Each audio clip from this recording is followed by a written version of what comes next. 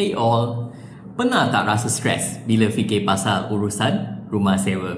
Kejap penyewa tak nak bayar, kejap ada benda rosak tapi mereka diam je.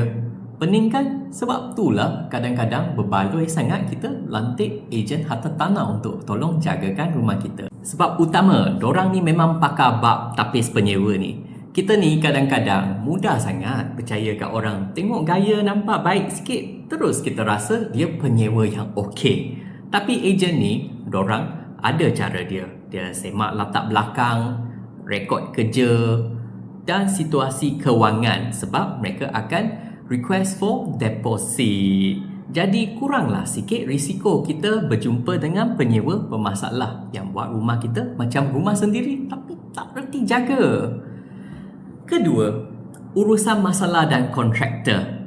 Satu lagi, cuba bayangkan hari ni, hari Minggu, Saturday, Sunday, tengah sedar berehat, tiba-tiba penyewa mesej, bos, paip bocor.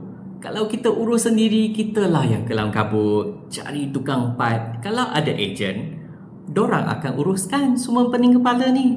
Dorang dah ada senarai kontraktor yang dia selalu guna. Dan dorang juga akan pastikan surat perjanjian tenancy agreement tu betul-betul lindungi hak kita.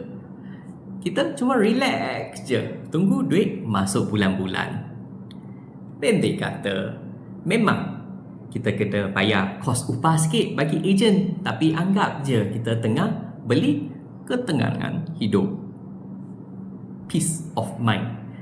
Pelaburan harta tanah ni sepatutnya jadi pendapatan pasif, bukannya kerja part time yang buat kita lagi stres. Betul tak?